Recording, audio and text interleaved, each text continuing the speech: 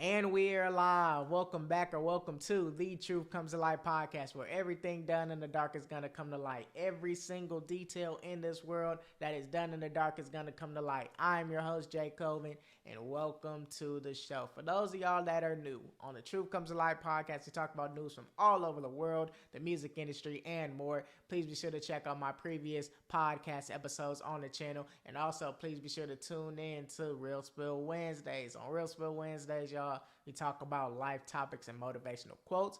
Please, if you're interested, please be sure to tune in. I got a real special Real Spill Wednesday for y'all. I think it's probably going to drop before this podcast episode. I don't know what I'm gonna do, but yes, please be sure to tune into this week's Real Spills and the ones before. And yes, do that. So follow me on IG, TikTok, and X at the Truth Comes to Light podcast, because who knows, whatever I post on one of those social media platforms will be somewhat of a foreshadow on what I could talk about on the next podcast episode. But if you're not following me on either one of those pages, you will not get the information. Or if it doesn't reach the podcast, if I don't get to it, we can talk about it on social media and give y'all opinion on it. I can give my opinion on the topics. I will be getting consistent on those social media platforms. Just bear with me. I've been busy this month, but I will be getting on those social media platforms, and I will be consistent on posting things that are going on in the world. Please be sure to give this video a thumbs up, subscribe, like, do everything, comment, subscribe, all of those things. Turn on post notifications so you get the latest updates on when I post a Real Spill Wednesday or a full podcast episode. I really appreciate each and every one of y'all that have tuned into the podcast episode, liked the video, comment, gave y'all thoughts on it, whether that is on YouTube, TikTok, Instagram, or X, giving y'all opinion on it. It really means the world for each and every one of y'all that have shown support to the channel. I'm gonna keep on bringing y'all content, so y'all keep on returning the favor by tuning in to the podcast channel. We will be at the top. Just trust the process. This is a slow burn, but trust me, the Truth Comes to Life podcast will be at the top.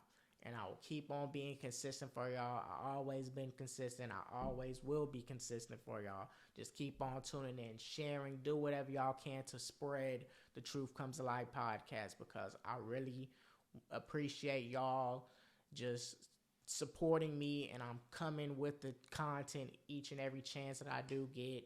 So just keep on showing support, doing whatever y'all can to make this grow, because without y'all, I wouldn't even be here. Without y'all, I wouldn't get the support for me to keep on coming back and the motivation to keep on coming back for making content. So please just keep on showing support to the channel. It means the world to me, the bottom of my heart. And even if it could be hate, it could be good comments, it could be whatever. But I really just want y'all to keep on just supporting the channel from the bottom of my heart. And I love what y'all are doing now. I appreciate the 66, if I'm not mistaken, subscribers, over 13,000 views on YouTube. And it's probably way more on other social media platforms. So I really appreciate it from the bottom of my heart. Y'all know y'all can't physically see it, but literally, bro, I am appreciative for each and every one of y'all. So with that in mind, let's get straight into this podcast episode. So for this podcast episode, we're going to be just talking about straight music. Just straight music, just straight music, just straight music. We're not going to be talking about anything else other than the music industry. We got a whole lot of things that have been going on, starting off with music that has been dropping, and we're going to start with YB dropping his new tape, Decided. It came out on November 10th. He released 3 lead singles, Deep Down, My Body, and Guapi. Those were the 3 lead singles that he didn't drop before the album had ended up coming out. He also said that he was going to release a deluxe tape coming out this Friday. This podcast should be out by that time. So it's coming out this Friday. I don't know how many songs is going to be on the album. on the deluxe, should I say? But he did say that he will be dropping the deluxe. The track list has 18 songs with only one feature, and that's being Rod Wave on a song Better Than Ever. And yeah, so with YB, my whole thing, this album, let's start off with the album. The album, it's a good album. I'll say that it's a good album. But my whole thing with YB in these past couple of albums, and this really has been ever since he dropped Colors. The albums, you know what you're going to get out of YB. The albums are going to be good. You know that you're going to get at least one hit from those albums. But compared to his older albums, his 38 Baby, his AI Youngboy 2, Until I Return, Sincerely Kentrell, when he did drop it while he was in jail. Those Realers, another tape. Those albums and mixtapes, they didn't have like no misses whatsoever. With these newer albums that he has been dropping with Don't Try This at Home, Realer 2, Last Limito, and even this album, Decided To, I wouldn't necessarily say that it has a miss on here. They're good songs, but it feels like he's missing something with these albums. It doesn't sound the same. When you go to the first Decided, when you compare Decided to the first Decided with Sky Cry, No Mentions, Murder, all of these good songs, phenomenal songs on here. Big 338, Deceived Emotions, the last song on the album. Those albums don't have no misses. His older music doesn't have no misses. With YB and Decided To, these songs are good, but it feels as though it's missing something. Whether it's him being on house arrest and he can't do the certain things that he was doing in the past, and he's getting older. So now since he's getting older, he's changing up his music to an extent. He's doing more singing in his songs. Maybe that might be the thing, because us YB fans, because I will say that I am a YB fan. He's my favorite rapper personally.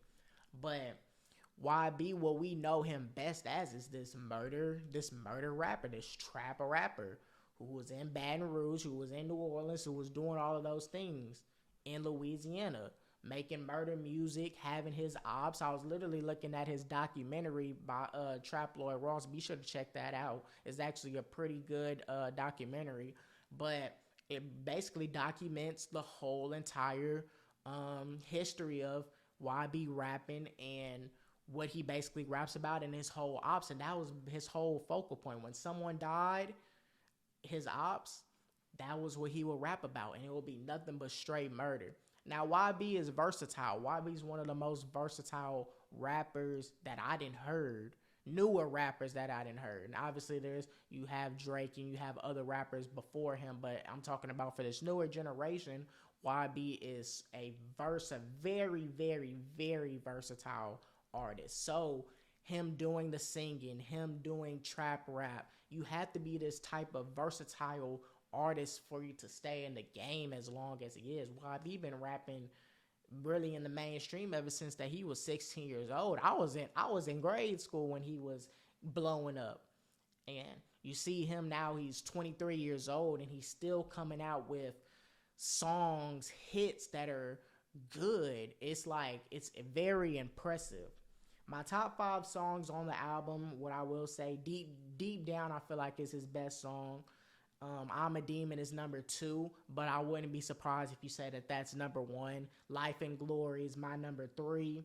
Wrong is number 4, and Bigger and Better is number 5. With my honorable mentions being Better Than Ever with Rod Wave and Now Who. That was a good song. But it feels like with this YB album, it's missing something. When I was listening to it for the first time, and you know how you listen to an album for the first time and it's not really hitting, but then when you come back and listen to it more, it sounds completely different than the first time that you listen to it. That's exactly how this YB album is, this Decided To album. But it wasn't like that back then. You could listen to Until Death Call My Name. You could listen to AI Youngboy 2 the first time, and you'll be like, oh yeah, this is a banger. Every single song was very, very, very good. Like, this was prime Youngboy that we're talking about. AI Youngboy, the first one, since even Sincerely Contrail, the first time that you listen to it, you know that, oh yeah, this is the one. This is one of them ones. But when you listen to the Decided 2, and obviously since it's the second Decided, you have to compare it to the first Decided. And the first Decided was just phenomenal. It was great. Every single one of those songs was just hitting. With this album, on the other hand, it's good, but it took me a little minute for me to say that it was, okay, it's good. Now I know what I'm working with. Now I know, okay, this is more so a singing type of album. Yes, you have like my address public, like those type of Play With Us. You have those type of songs where it kind of gives you flashes of the old YB, but it ain't gonna be the same as an entire tape of just the old Murder YB, like your Tops, like your Realer, like your Decided. It's not, something is missing.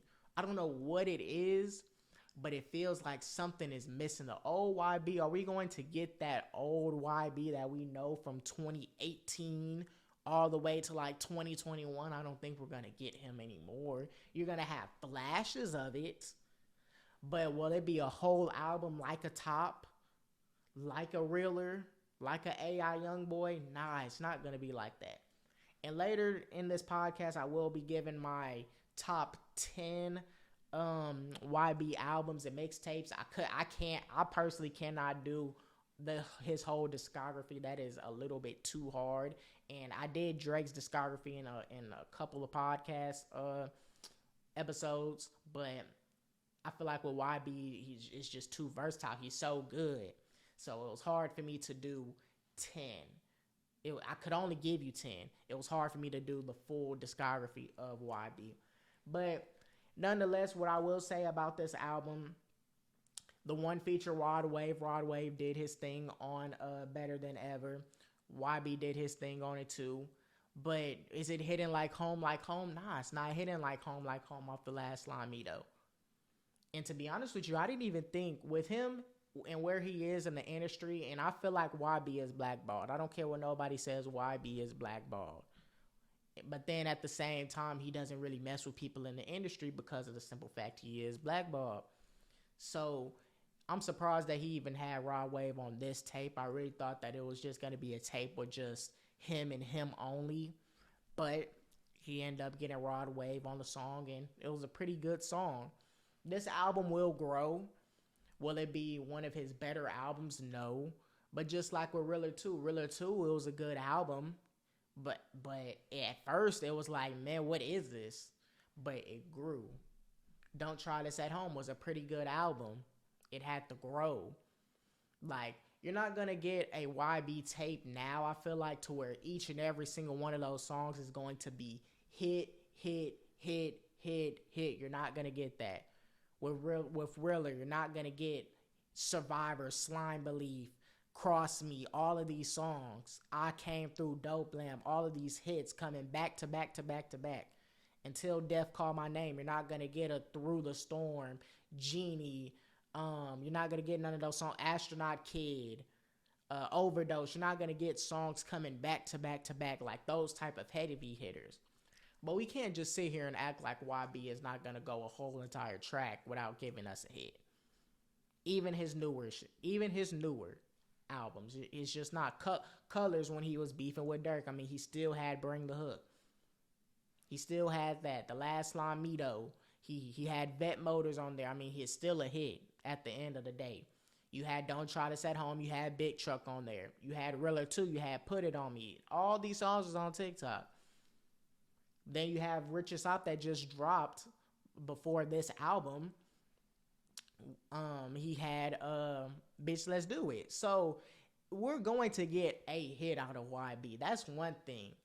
But compared to if you're just like a casual listener, should I say, that just comes to listen to YB, now it's not going to compare to his older music. And even if you are a fan of YB, you can just tell that it ain't the same. Something is missing. A big ingredient is missing. And that's what I feel like it is with this album. And I'll give it like a 7.5. A 7.5. and that's 7.5, 8. I would say that. That's exactly where it ranks, and I listened to it a couple of times. But when you compare it to all the other albums in 2023, is it better than Gunna's album? No. Is it better than Utopia? No. Is it better than Rollo's album? No, it's not. It's just not. But it's a good album though. It's a very good album. You get different types of versions of YB. You get the singing. You get the melodic YB. You get the rapping YB. You get the trap YB. You're gonna get all of those things. The beat, the changes of flows, and I'm a Demon. That's what makes it one of his best songs on the album, because of the change of flows on there. My opinion, the worst song on there is Freestyle. Like, you have songs like that where it's like that song should not have been on the album. But overall, I feel like it's a pretty good album. I don't have any complaints other than I feel like it's missing something compared to his older albums like Gorilla, Until Death Call My Name, which I personally feel like is my favorite album, which we will be getting to when we be talking about his top albums. But yeah, YB is blackballed. 100%, he's blackballed, and obviously he's not gonna get the features like a Durk. He's not gonna get them. He just isn't. And we will be talking about Durk later down in this podcast episode. But overall, Decided to, pretty good album. I wonder what type of songs he's going to drop on this deluxe. It will be very interesting to see what direction he tries to go with these songs. But I feel like it's going to be a mixture of what he has now on Decided To. It's going to be trap, is going to be, and Your Feelings is going to be those type of songs all combined in one, because that's what Decided was.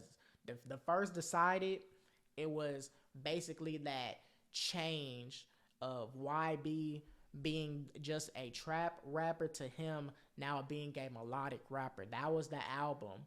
So when you had songs like Sky Cry and Deceived Emotions and those songs like that, it really showed his singing skills. That was like the make or break album for him. Decided, that was the make or break album for him. So Decided To, he has to come with basically something similar to that. Just like what he did with Realer to Realer 2 was kind of similar. But Decided To, is it better than Decided? No. It will never be better than Decided.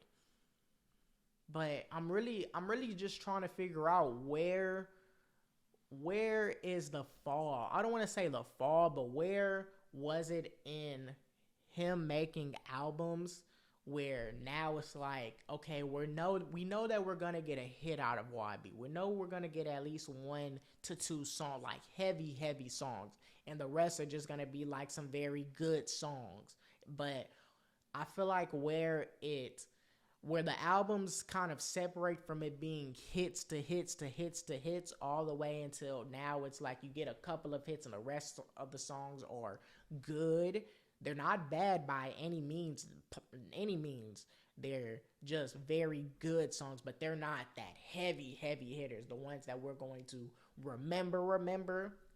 I feel like I would say Colors. After the whole King Von incident and YB was beefing with Lil Durk, and then YB dropped a better tape than Durk, in my personal opinion. I feel like after that, The Last Lamido, it was good. It was a very good album. But to the regular people that just listen to just YB, like let's say just casually, it's not that heavy hitter album. It's a very good album. Like I said, it has Vet Motors, Loner Life, Acclaimed Emotions, The North Bleeding, Proof. It has good songs on there.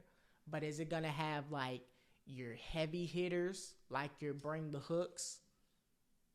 Or we can go as far back as Sincerely Kentrell, which is not even that far back.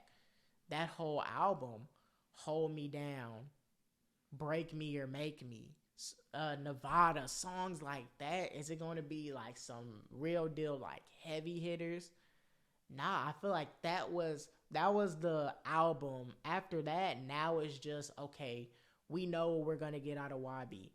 YB's not gonna give us a trash album, but I don't know if he's going to give us that old YB that we do know. And obviously he's getting older.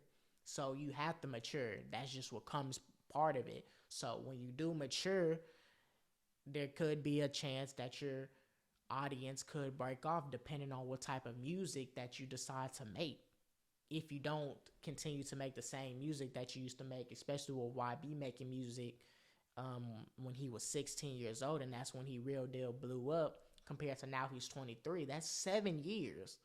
So in 7 years, you gotta change something, and especially if you're trying to stay a rapper in the rap game and trying to have longevity in the rap industry, you have to change your flow, and that's what YB is doing. He's changing what he's doing, but when you do change, your audience could change. It could change for the good and it could change for the bad. You could lose people. People gonna say that your music is trash now. It's not hitting the same. But you're maturing. You have to mature. You have to do some changing. And that's really what's just going on with this album. Is this album a bad album? No, it's far from a bad album. But is it gonna hit like your realer twos, your realer, until death call my name, top, until I return? Nah. Sincerely Kentrell, nah. It's not anything bad. It's just, yeah, you're just in maturing. You're just maturing. So when you're maturing and you want to change yourself for the better, your music is gonna change. And that's just what's going on here. So like I said, this album is a 7.5, 8. Is it better than A Gift and a Curse? No. Is it better than Rollo's album? No. Is it better than Utopia? No. It's not.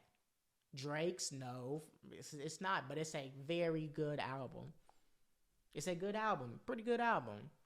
Now, I'm going to give y'all my top 10 YB, his discography. I'm going to just give y'all 10.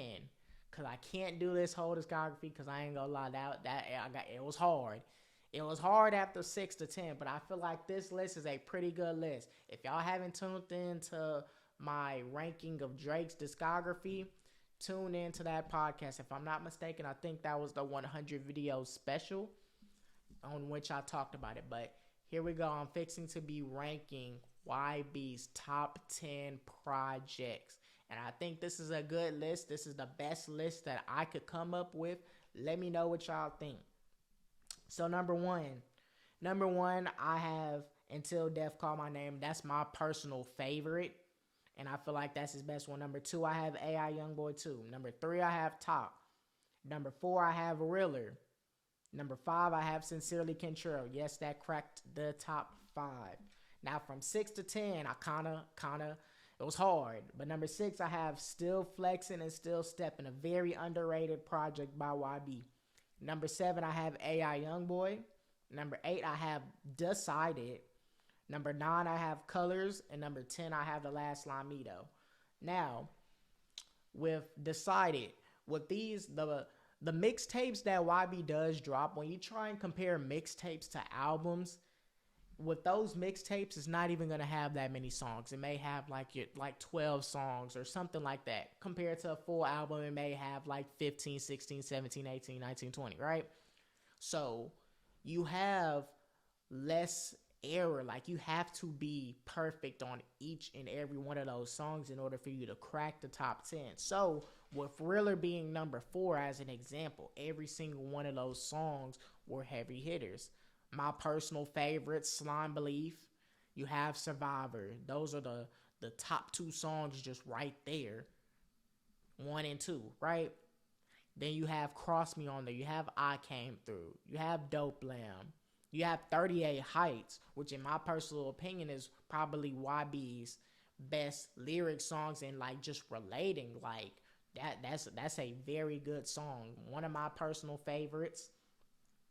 So the mixtapes, it have to be perfect.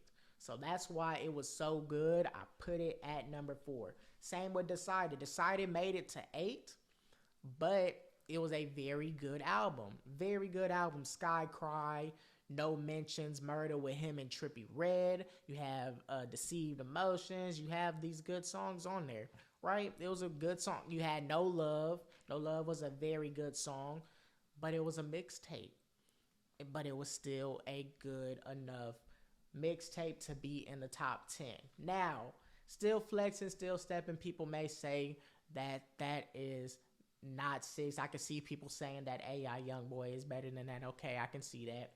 But I feel like overall as a collective album, yes, AI Youngboy was that one that really got him through, but still flexing, still stepping. I feel like overall as a collective album, when you compare it song for song and heavy hitters with Lil Top, with Red Eye, with Fine by Time, it's a better album overall. And then you have Batman, No Understand, Bad Bad. You have songs like that. I feel like overall as a collective album, it is better than AI Youngboy. Still a very good album. AI Youngboy, very good album. Graffiti is one of his best songs. That's like one of his anthem songs, really. No Smoke, Untouchable. Like it has some very, very good songs, heavy hitters. But the point with this that I'm trying to make, I just gave y'all 10 album slash mixtape. I just gave y'all my top 10. And The Last Limito is the newest album from his discography that I have on his list. And that album came out, if I'm not mistaken, came out last year. Came out either last year or the year before last year. I think it came out the year before last year. So basically what I'm saying is his newer albums and his mixtapes that are coming out, yes, they're good, but are they heavy hitters? No, they're not heavy hitters, and they're not even coming close. Not even coming close. But no knock against Decided To. I feel like it's a good album. I wonder what this deluxe is going to be. I wonder how he's going to mix it in with Decided. I wonder what type of songs he's going to have. I wonder how many songs he's going to have. He hasn't released it. He might release it later in this week. So that would be very interesting to see. So YB is blackballed. I don't care what nobody says. YB is blackballed. But good album nonetheless. Is it hitting like the older YB? Nah, but it's okay. It's okay. Let's move on to another album that didn't drop the same day as YB. It's that king of R&B in my personal opinion, my favorite R&B artist, R&B singer. Chris Brown dropped his 11th album, and how ironic it's called 1111. The album had 22 songs. It had features such as Future, Friday, Brian Masia, Lil J, Maeda, and a bunch more. And yeah, it's kind of crazy that he literally dropped his 11th album, and it's called 1111. Now, if y'all see, and I'm going to put it on the screen, if y'all just see his album cover, bro, this album cover off rip just looked like some off the Power Rangers. He got a yellow person, he got a green person. Like, I don't know how to feel about this album cover with all these different colors, but I just let it slide. I was just like, okay, this is Chris Brown that we're talking about. Now, the first thing before I even listened to this Chris Brown album that really caught my attention was he did not have another 40 plus track album. When you have a 40 plus track album like Chris Brown had with Indigo and Heartbreak on a Full Moon, when you have those type of albums, it's very hard for your audience to really get a good listen and really appreciate the songs that you do have, because it's so many songs and it's so many songs and features that you just have to digest, and you really have to dissect each and every one of those songs. And to be honest with you, not many people are going to want to listen to all 40 of those songs. I would be lying if I said that I'll listen to Indigo or Heartbreak on a Full Moon. But I can tell you that those albums, the heavy hitters on there and the songs that I did hear were good. So I'm just going to assume that it was a pretty good album. But it's hard for you to really get the full effect of an album if it has 40 plus songs. Literally, his last two albums had a total of combined 84 songs. 84 songs. That is ridiculous. How are we as a audience going to really appreciate each and every one of those songs? It's hard. You can't. The only way is if those songs get on the radio. And he had quite a few songs that were on the radio. Under the Influence, No Guidance. He had Tempo on Heartbreak on a Full Moon. He had Grass Ain't Greener. He had Heat on Indigo with him and Gunna. He had good songs on there. But when you have 40 plus tracks, it's going to be hard for your audience to really appreciate the songs that are on there for what it is. So with Chris Brown dropping 1111, he cut that in half. He had 22 songs on there, which is pretty good. Now you can dissect each and every one of those songs. You can pick out which ones you like, which ones you don't like. Versus if you go to Indigo or Heartbreak on a Full Moon and there's 42 songs, there's going to be songs 9 times out of 10 that your audience doesn't even get to, that I don't even get to. But going to this album, 22 songs, and I listened to them all.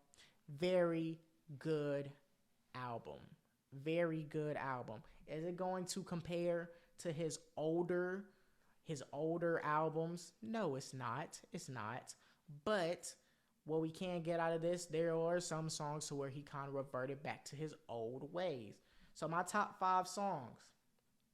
Before I get to my top 5 songs, should I say, let me start off with the first song on the album, Angel Numbers and 10 Toes. He actually had 2 songs on the album that had basically 2 songs, 2 different beats. He had Angel Numbers, 10 Toes, and then he had Bouncing and G5.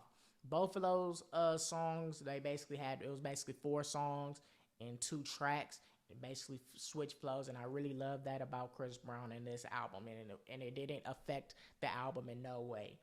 Now, going back to Angel Numbers and 10 Toes, I literally couldn't get past the first song.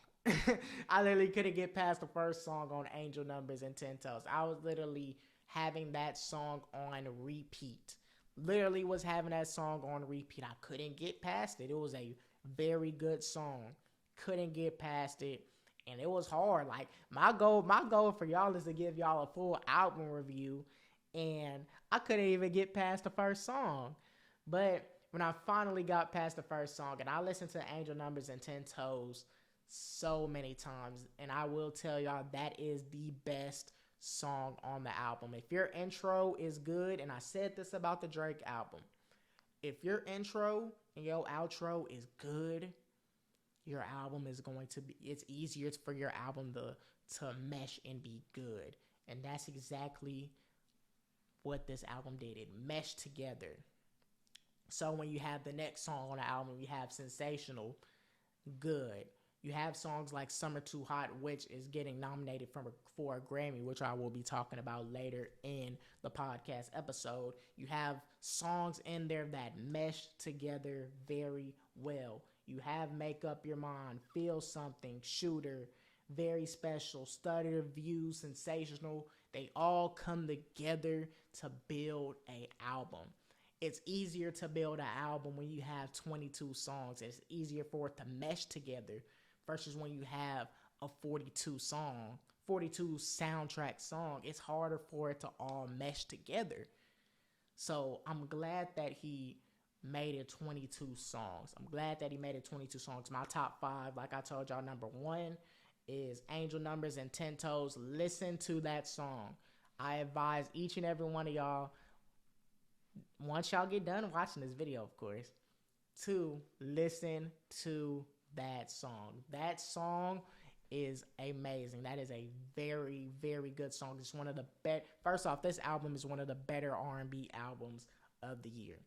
But this song right here, this song will have you, that's the one. It's on repeat. Number 2, I have Feel Something. Number 3, I have Shooter. Number 4, I have Very Special. Number 5, I have Stutter. And really, I was kind of stuck on 4 and 5 between putting Stutter and Very Special. But those Those two songs, they're interchangeable. You can put them 4 or 5.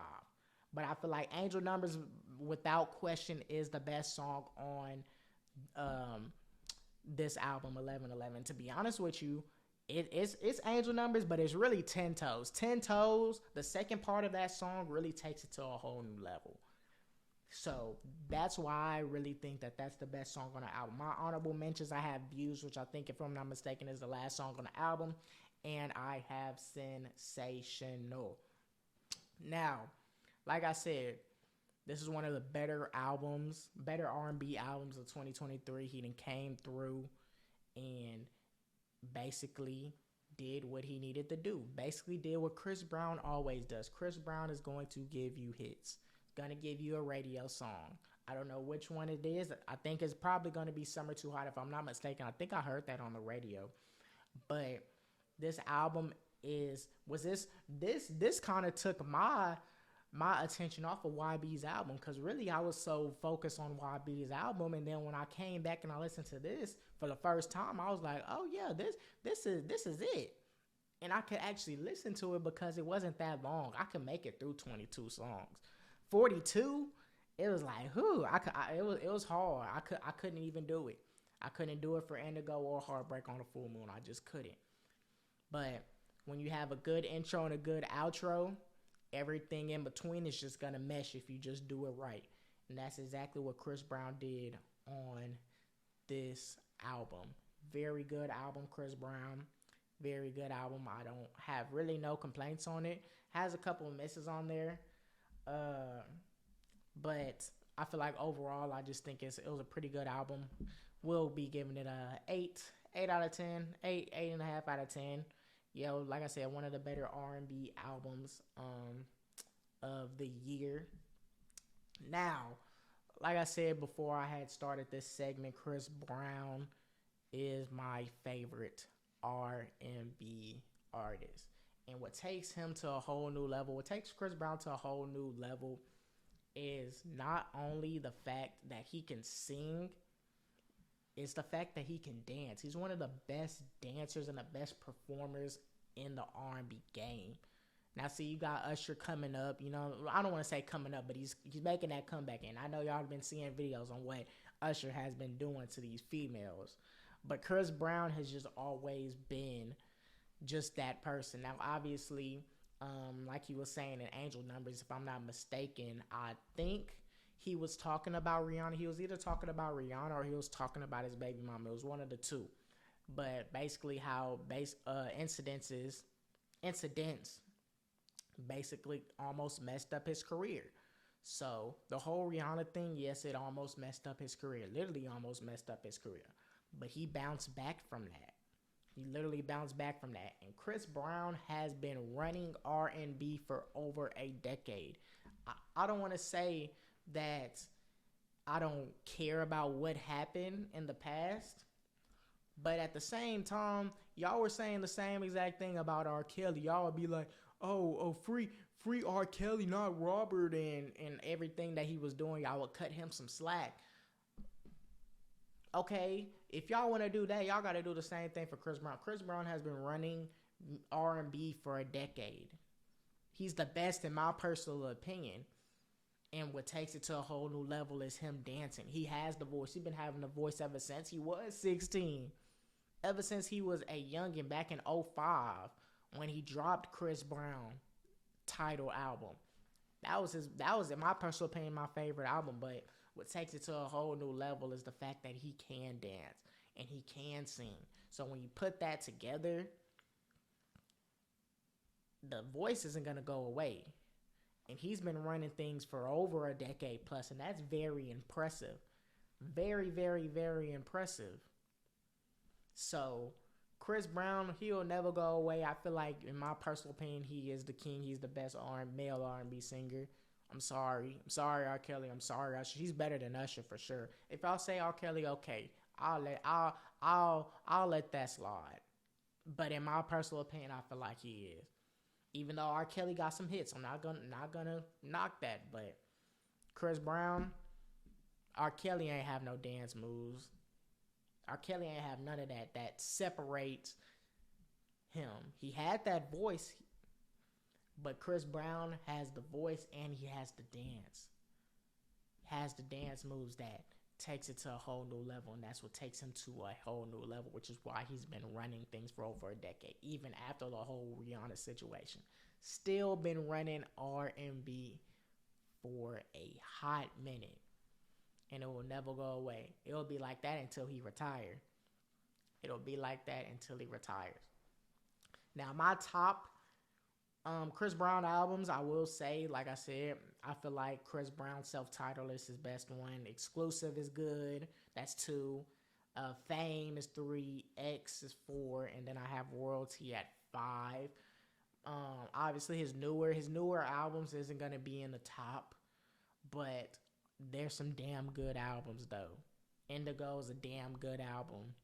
This is one of his better albums. This is one of the better R&B albums of 2023. I mean, he already has a song, Summer Too Hot, already getting nominated for a Grammy. So even though I don't personally think that it's, you know what, I'm going to save that. I'm going to save that for when we do talk about the Grammys. But yes, it did get nominated for a Grammy. So already, and this album just recently dropped, and that was a lead single. Sensational was a lead single. So he dropped a couple of singles before the album dropped, and come to find out that this album was a good album. So Chris Brown, I'll give him an 8. Give him an 8 out of 10. One of the better albums of 2023 for sure. Now, we're going to be talking about the 2024 Grammy nominations. They have officially came out. The Grammys will be on Sunday, February 4th at Crypto Arena in Los Angeles, California. And yes, we are going to be looking at a couple of categories. We're going to be looking at the best rap album, the best melodic rap performance. We're going to be looking at best rap song, best R&B performance, where Summer Too Hot by Chris Brown was nominated, and we're going to be looking at the best R&B song.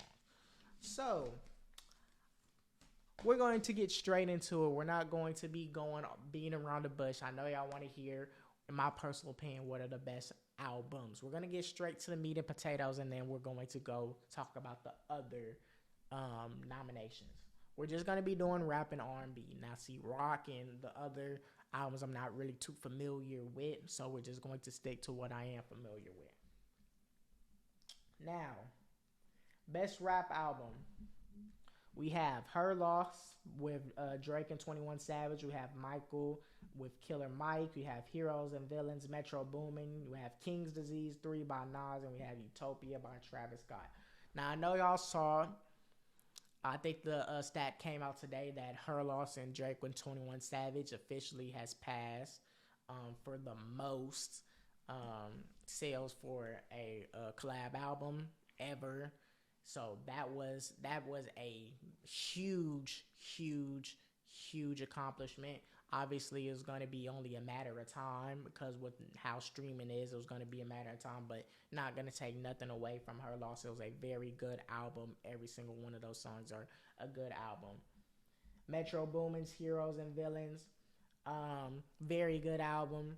I personally believe that Heroes and Villains is going to win. I feel like Metro Boomin is going to take this Grammy. Utopia is a good album. It was a very good album this year, but I feel like the problem with Utopia, it was a good album, but it dropped this year. It dropped a little bit too late. And before this podcast had ended up starting, I was looking at the 2019 Grammys, and people were saying how Astroworld did get robbed of a Grammy between Travis Scott and Cardi B's Invasion of Privacy. And I mean, you really could have gave it to both people. You really could have gave it to Cardi B, and you really could have gave it to Travis Scott. I would have gave it to Travis Scott, but Cardi B's album Invasion of Privacy, it does have it has 2 diamond songs on there, and you really could not escape the radio. Every single time you play music on the radio, you heard Cardi B. So I mean, you got to give her props to her winning. Now back to Utopia, this album dropped a little bit too late, And yes, he's been selling out tours. Yes, he just sold out crypto, if I'm not mistaken. He sold out a stadium. He was the only person that has done that. There, he sold out crypto. He sold that out. So, with that in mind, I still think it came out a little bit too late.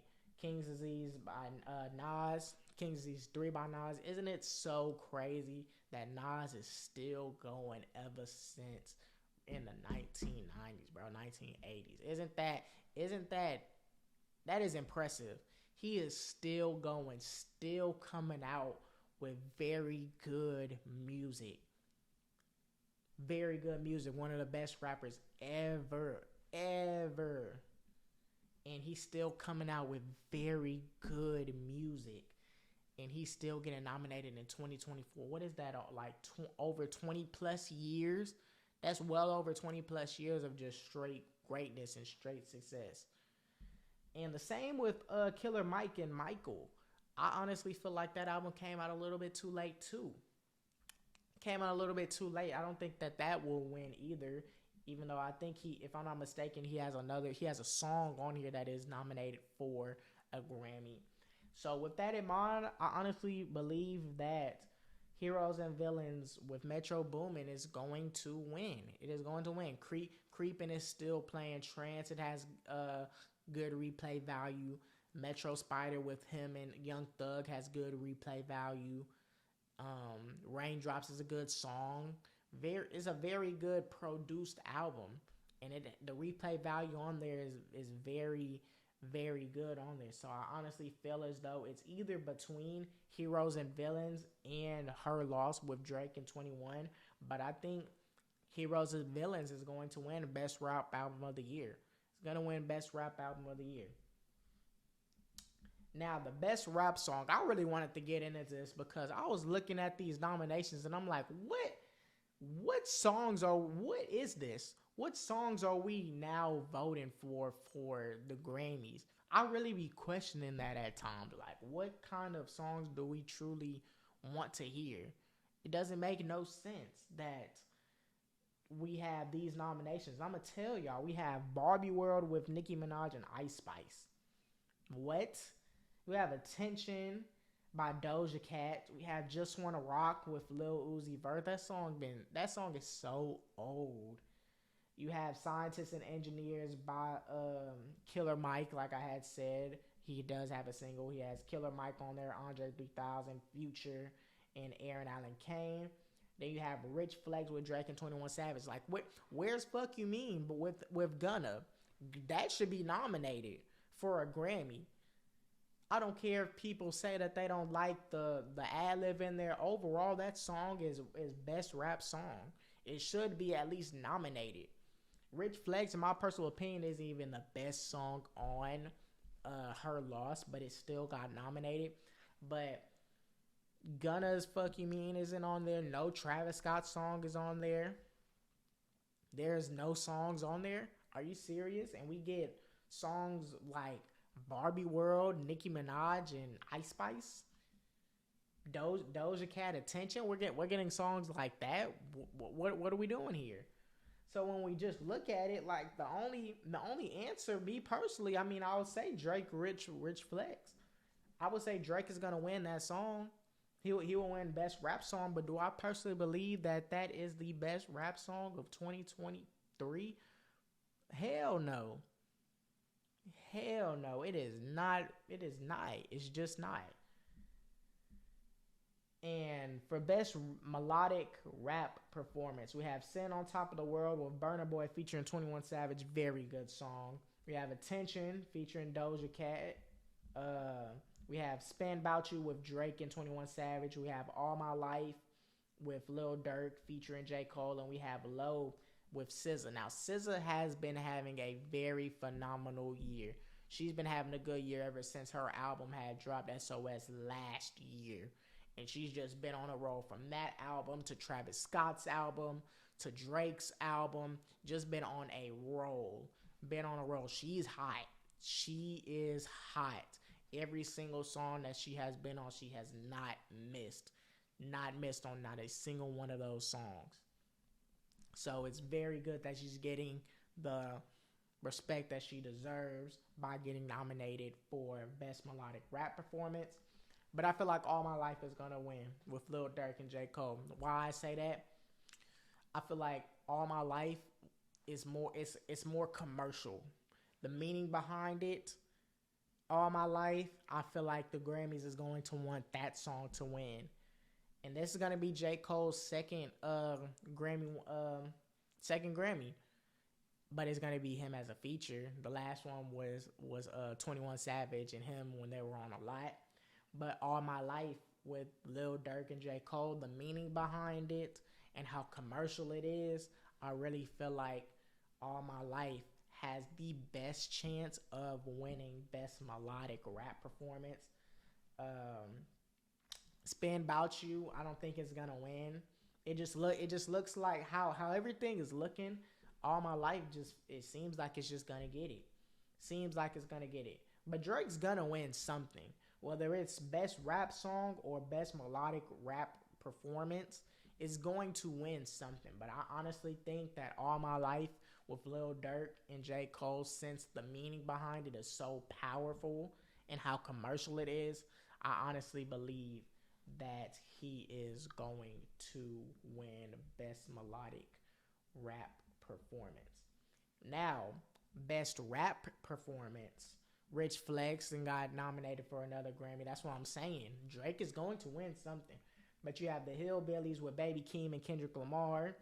You have Love Letter by Black Thought. You have Rich Flex by Drake and 21. You have Scientists and Engineers by Killer Mike featuring Andre 3000, Future, and Aaron Allen Kane. And you have Players. Players is not going to win. I don't even know why that song even got nominated. That song is not going to win. Gotta get that out of here, right?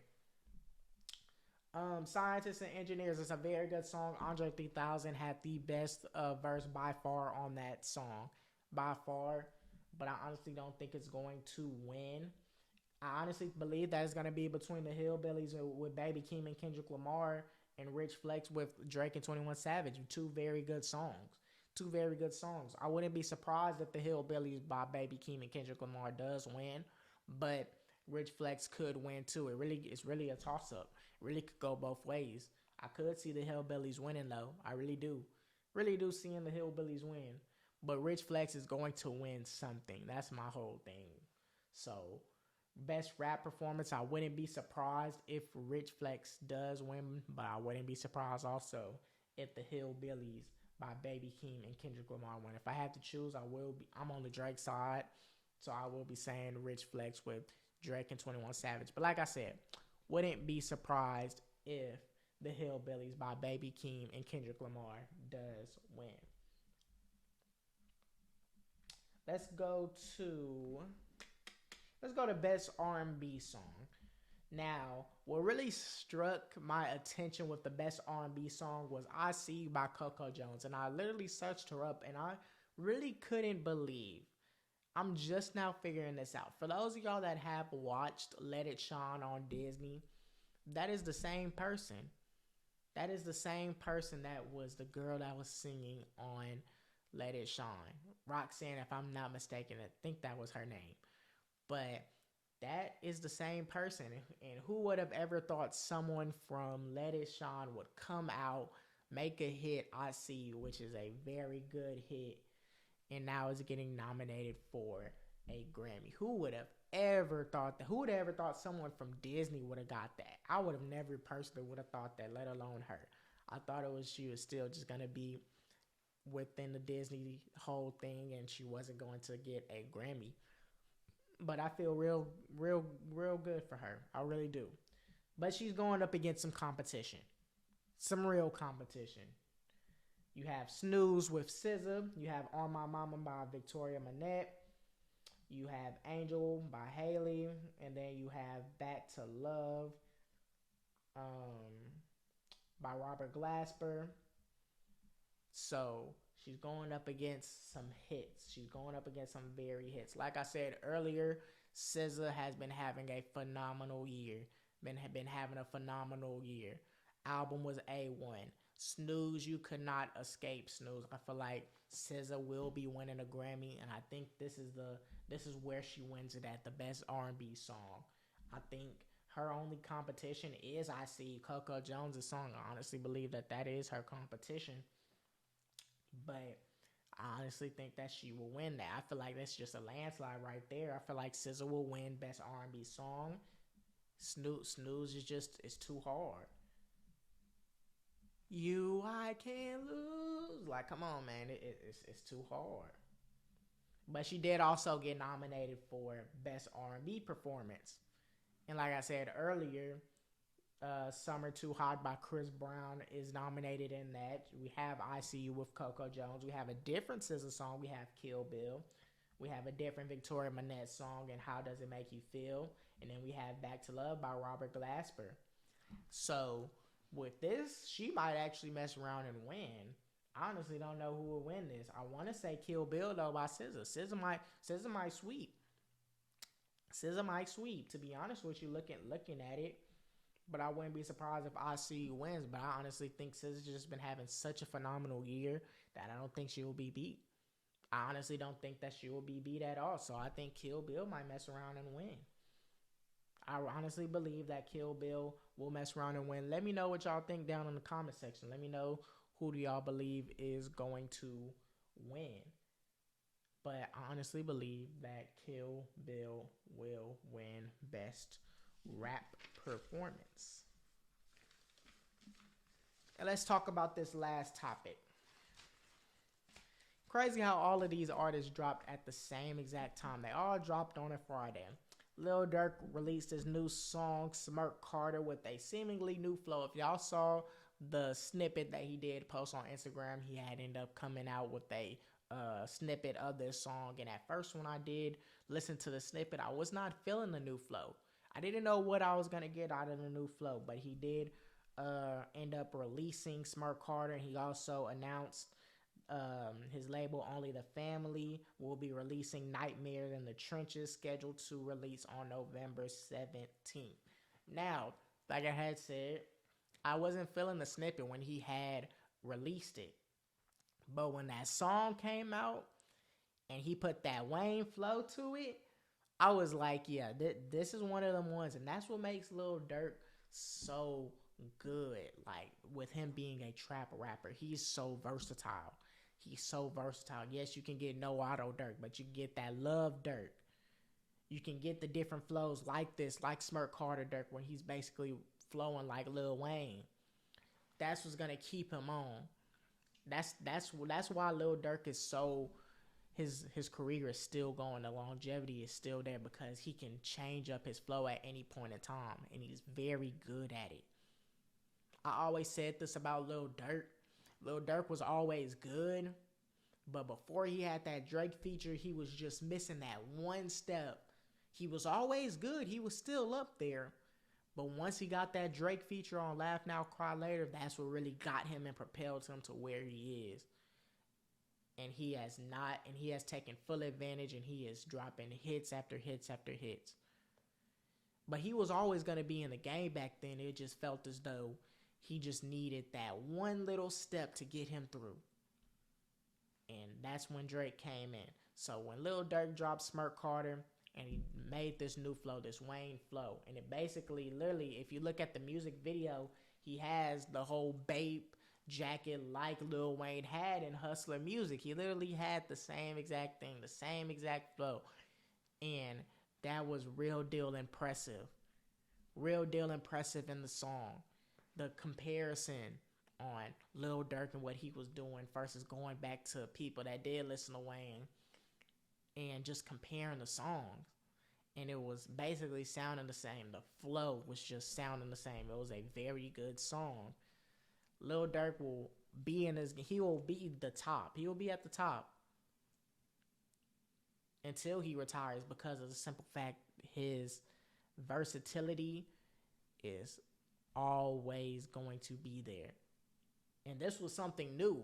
You got to try something in order for you to know what your true potential is. If you don't never try something, you still stay in the same exact spot, yeah, it's gonna work, but it ain't gonna work for as long as if you keep on trying new flows and try and see what your fan base does like. And like I said, with the snippet, I wasn't feeling it. But when the song came out and I know the true meaning and what he was going after, and you just listen to what he's saying, Lil Durk was hitting. Lil Durk was firing on all cylinders like he still is now. He's firing on all cylinders in the song, and he's firing on all cylinders in his whole career because of his versatility. No Auto Durk, you're going to get that from time to time. Love Durk, you're going to get that from time to time. And your feelings Durk, you're going to get that from time to time. Switching up the flows, you're going to get that from time to time, like he's just been on a roll. Just been on a roll. So this song was a pretty good song. I wonder what he's going to drop after this. His solo tapes, not only the fam, not his label. He's dropping his label Nightmare in the Trenches. Like I said, that's dropping November 17th. But I wonder what he's going to drop. He just dropped Almost Healed, and I wish I talked about it back then. Which it was okay. It was a mid album, but it got the job done. It got the job done because you have All My Life. But overall, Big Dog was cool. It's underrated, but it's a mid album. It wasn't hitting like your 7220. But it got the job done because it has All My Life on there. And I'm gonna rank my top Durk albums. I'm gonna give y'all just 5. And I'm not gonna be biased like I was with YB. And I've been saying this for the longest. I've always said that Sign to the Streets 3 was my favorite album. That's my personal favorite album. But number 1, I have to give The Voice. The Voice Deluxe is Lil Durk's best album. Just Cause Y'all Waited 2 is his second best. Sign to the Streets 3 is his third best. Love Songs for the Streets 2, very underrated album. That's his fourth best. And 7220 Deluxe is his fifth album. One thing about Durk when he does drop albums, like The Voice was a good album, but the Deluxe made it great. 7220 was a good album, but the Deluxe made it great. Just Cause Y'all Waited 2 was a good album, but the Deluxe made it great.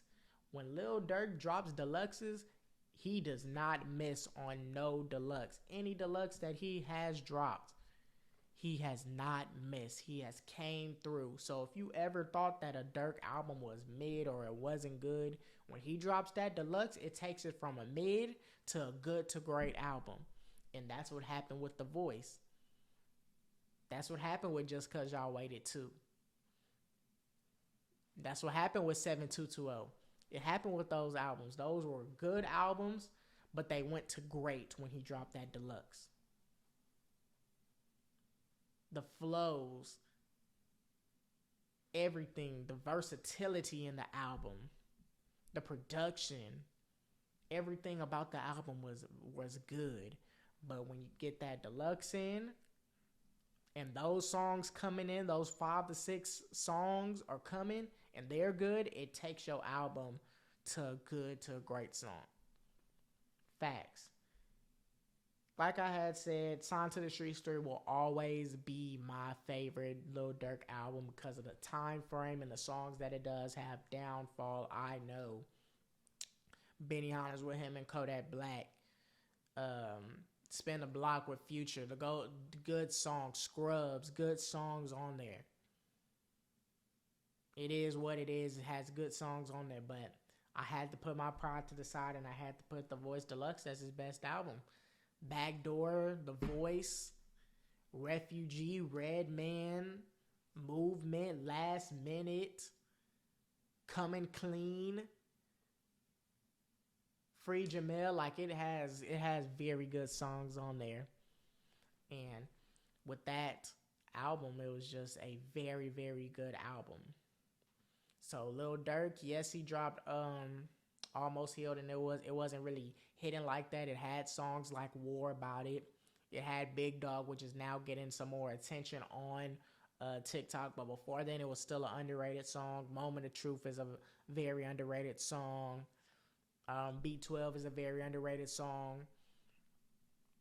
The Morgan Wallen song wasn't hitting as much as it was on 7220 with Broadway Girls. Cross the Globe with him and Juice WRLD was a good song, but overall it just wasn't hitting.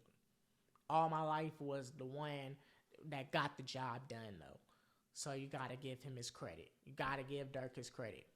So I'll be very interested on this next album that he does drop. This Nightmare in the Trenches. And the next album that he does drop by himself. But Smirk Carter, looking at that album, not looking at the album, looking at the song and how he literally mocked what Lil Wayne had on with the whole fit and the whole flow, it brought back memories of people. It really did. And when you do try and mock a artist, you have to do it good. You can't just be bad. You can't just want to try something that another artist was doing and it's not good, because then you're gonna get clowned for that. But Lil Durk, he's so versatile. He can do something like that. So with him dropping Smirk Carter, it was a very good song. Very good song. It just wasn't hitting at first. I was kind of nervous in the snippet. I was nervous for the song, but it came out to be a very good song at the end of the day. So like I said, I'm very interested on what his next album will look like and how it will be. Very, very, very excited. Will be a highly anticipated album. So with that in mind, that is the end of this podcast episode. If y'all made it to the end, please be sure to give this video a thumbs up, subscribe to the channel, turn on post notifications so you get the latest updates on when I post a full podcast episode or a Real Spill Wednesday. I have a surprise coming for y'all. Just give me time, give me patience. I will be getting everything together for y'all, and stay tuned. Subscribe to the channel. Follow me on IG, TikTok, and X at The Truth Comes to Light Podcast. And also follow my personal page on IG at ryn.j_. Yes, I will be shouting that out too. So with that in mind, I love each and every one of y'all. And y'all have a nice rest of y'all night.